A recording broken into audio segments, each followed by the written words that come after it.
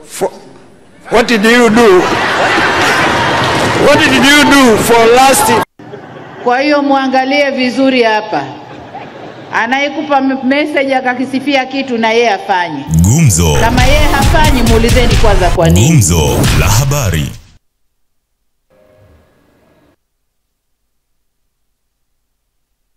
Bado tukiwa katika kile ambacho tumekuambia ni Good Morning Arise, na sasa ni wakati wa gumzo. Langu jina ni Samson Kesi, Mr. Sanfa kijana wa madhabahu. Karibu sana tuambatane katika gumzo, ikiwa ni tarehe mosi ya mwezi wa 4 mwaka 2025.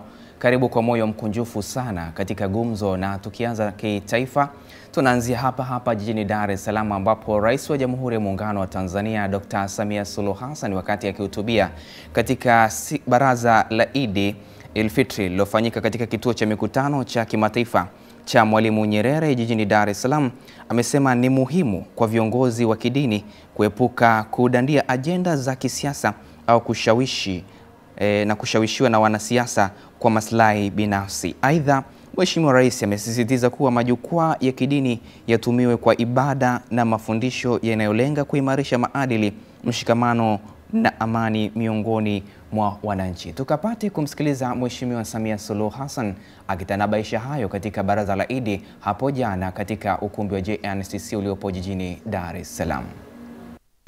Kwa mwaka huu tunakabiliwa na uchaguzi, hivyo nawasihi sana viongozi wetu wa dini tushikilie msimamo wa imani, udhibiti wa nafsi zetu na wajibu wetu katika kuikuza na kuitunza amani yetu nchini. Alikadhalika niwaombe katika madhehebu na makundi yenu mbalimbali muweze kuwadhibiti wale wachache miongoni mwenu walio na mwelekeo wa kuhubiri na kupandikiza chuki kwa wananchi dhidi ya serikali yao. Waache kufanya hivyo. Ni vyema sote tujue kuwa katika mifarakano na hasama hakuna atakayeibuka mshindi, bali kutatokea hasara na majanga. Waheshimiwa viongozi wa dini, jukumu la kusimamia amani nchini ni la serikali kupitia vyombo vya ulinzi na usalama. Na kwa upande mwingine ni jukumu la wananchi wote wa Jamhuri ya Muungano wa Tanzania.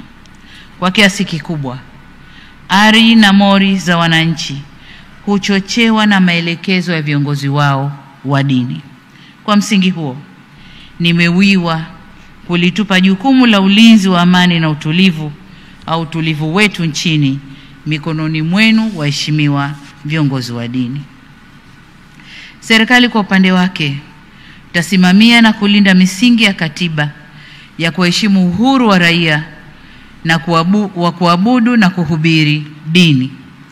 Ila kamwe hatutomvumilia yoyote atakayetumia haki hii kuchochea chuki na uhasama. Tumeapa kulinda haki na utu wa kila Mtanzania, hivyo hatutosita kufanya wajibu wetu bila woga.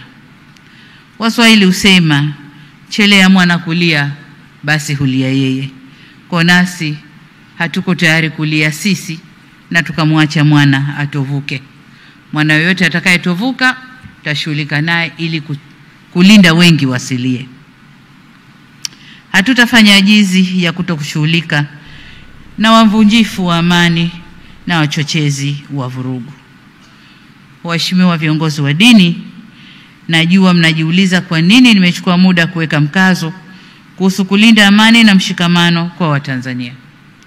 Nimefanya hivi ili kutoa indhari kwa dini ibaki kwenye majukumu yake ya msingi ya kulea waumini kiroho na kimaadili kuendana na misingi ya dini zao. Ila kamwe viongozi wetu wa dini wasidandie ajenda au vishawishi vya kisiasa na kuweza kuvuruga nchi yetu. Badala yake, viriri au majukwaa ya ibada yatumike kwa ibada, yasitumike na wanasiasa kufanyia propaganda zao.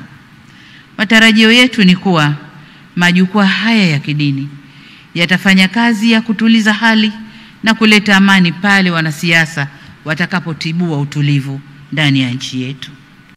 Hayo ndio ambayo Mheshimiwa Rais anazidi kusisitiza. Kumbuka ni mwaka wa uchaguzi ambapo tutaelekea kuchagua madiwani, wabunge pamoja na rais. Hivyo makanisa, misikiti pamoja na maeneo yote ya kidini yasitumike kama sehemu ya wanasiasa kuleta mtafaruku au hitilafu ambayo zinaweza kusababisha uvunjifu wa amani tulionayo, ambayo ni tunu pekee kama taifa la Tanzania tumejaliwa toka tulipoachiwa na waasisi wa taifa hili, akiwemo Mwalimu Julius Kambarage Nyerere na hayati Abeid Amani Karume, ambao waliunganisha ikawa taifa la Tanzania, kiunganisha Tanzania na Zanzibar na kuwa taifa moja. Lakini kikubwa ndicho ambacho kinapaswa kukizingatia hasa kama viongozi wa dini na kama viongozi wa siasa, kuwa katika kila mmoja kusimama katika mrengo wake, huyu akihubiri dini na maadili na yule akihubiri juu ya amani, itikadi pamoja na siasa zisichanganywe na dini ili kuepusha mtafaruku huo. Na amesema hapo methali moja ya Kiswahili, mchelea mwana kulia hulia yeye. Yaani unapoona mwanao analia yupo ndani na ukachelewa kwenda kumsikiliza au kumbembeleza, basi anaweza akakaukiwa akafariki, alafu kilio kikabaki kwako wewe ambaye ni mzazi wake. Hiyo ndio taarifa kutoka katika kitaifa, ikiwa ni gumzo, habari ya kwanza kabisa kutoka kwa Mheshimiwa Rais akihutubia baraza la Eid al-Fitr pale katika ukumbi wa JNCC jijini Dar es Salaam. Tukiachana na taarifa hiyo, sasa tuelekee nyanda za juu kusini kule mkoani Njombe, ambapo binti mmoja ambaye jina lake limehifadhiwa, mkazi wa kijiji cha Luana, kata ya Luana katika wilaya ya Ludewa mkoani Njombe, amelazimishwa kunywa sumu ambayo inadaiwa kuwa ni dawa ya kuulia magugu mara baada ya kutuhumiwa kuokota fedha ya shangazi yake kiasi cha shilingi 5,000 na kukataa kuirejesha. Sasa mkuu wa wilaya hiyo Olvanus Thomas amefika katika kijiji hicho na kumhoji binti huyo ambaye tayari sumu hiyo imeanza kumuathiri kwa kutokwa vidonda kwenye mdomo, na kueleza kuwa tukio hilo limetokea Machi 24 mwaka huu, huku wazazi na baadhi ya viongozi wakifanya tukio hilo kuwa la siri, kitu ambacho kimepelekea wote waliohusika kwa namna moja ama nyingine kutiwa mbaroni. Tupate taarifa zaidi kutoka kwa mkuu wa wilaya ya Ludewa akiwa anafafanua juu ya tukio hilo kwa binti huyo. Siku ya tarehe 24 yule binti amenyoshwa sumu na mtu anaitwa Ana Lugome tangu tarehe 24, akachukuliwa na wajomba zake, sio ni ndugu zake wa kiume, wamempeleka zahanati na daktari anawauliza, kwa mtendaji kuna taarifa juu ya tukio hili? Na ni mwenyekiti wa kitongoji anasema ndiyo, taarifa ipo tangu tarehe 24 mpaka leo hii, yani Jumatatu iliyopita mpaka Jumatatu ya leo. Mzazi ameripoti shuleni ya kwamba mtoto anaumwa, kwa hiyo hatokuja wapi shule. Sio kwamba mtoto kanywa sumu, mtoto anafanyaje, anaumwa, taarifa ya kawaida. Mama anaendelea kumweleza mtoto ya kwamba usiseme popote na usifanye chochote, huyu ni ndugu yako, Mungu atafanyaje, yani tumwachie Mungu, wewe samee. Mtendaji kuja kufuatilia mpaka jana siku ya Jumapili. Hebu tukae tujiulize, tuko pamoja, huyu binti yuko kidato cha kwanza, huyu mama anayesema kwamba tumwachie Mungu na usiseme popote, huyu binti angekuwa amefariki sasa hivi, tumhesabie kundi gani? Wakati wa mazishi angelia au angefurahia? Ndugu zangu wanaludewa, hii tabia itatufikisha popote ya kuficha matukio. Tukificha matukio kwa majirani, ipo siku itakuwa ni baba yako, mama yako, mwanao, mume wako au mke wako.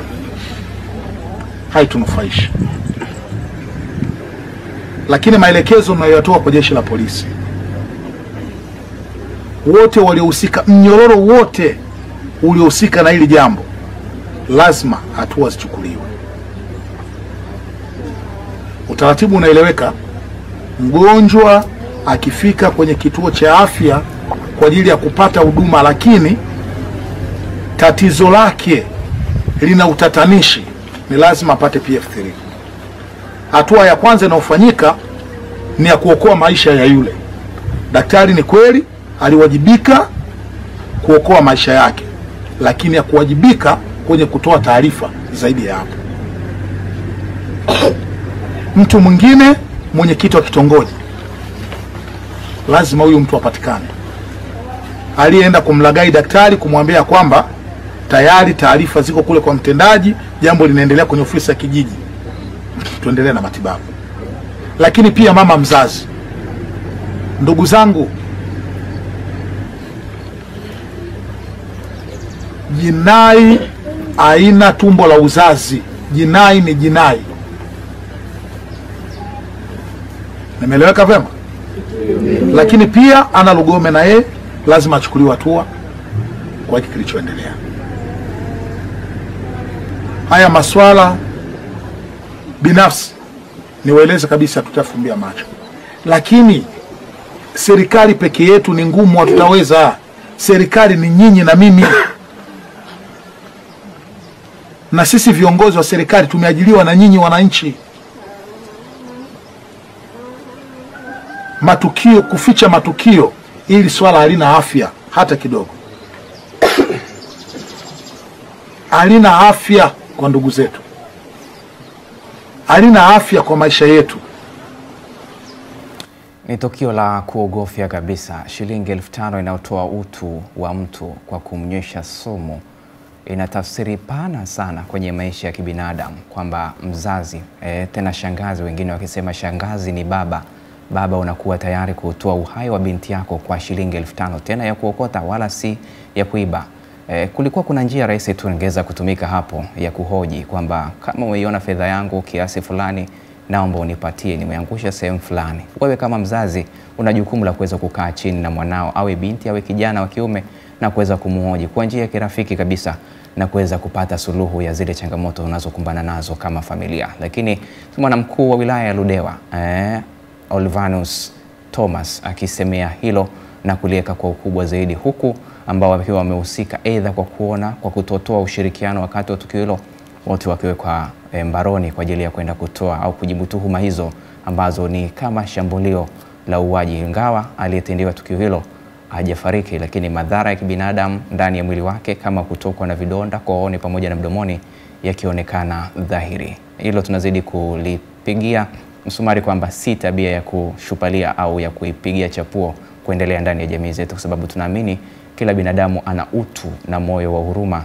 kwa ajili ya mwenzake. Iweje mzazi kuweka sumu kwa kijana wako kwa sababu ya fedha? Tukiondoka gumzo kitaifa, sasa moja kwa moja tuelekee kimataifa, ambapo Waziri Mkuu wa Israel Benjamin Netanyahu amemteua kamanda wa jeshi la wanamaji wa zamani wa Israel Eli Katzi, ambapo El Shavit, kamanda ambaye alikuwa ni wa jeshi la wanamaji, kuwa mkuu mpya wa shirika la ujasusi wa ndani, ambapo Shin Bet baada ya kumfuta kazi mtangulizi wake Ronen Bar. Netanyahu amemteua Shavit kuongoza taasisi hiyo ambayo kufuatilia na kuzuia mashambulizi kutoka kwa makundi ya wapiganaji wa Kipalestina. Mapema mwezi huu Netanyahu alimteua Bar katika hatua iliyozua maandamano makubwa nchini Israel, ambapo Netanyahu alisema alipoteza imani yake kwa Bar na kutokana na shambulizi la Hamas la Oktoba 7 mwaka 2023 pamoja na kutoelewana kuhusu mazungumzo ya kusitisha mapigano.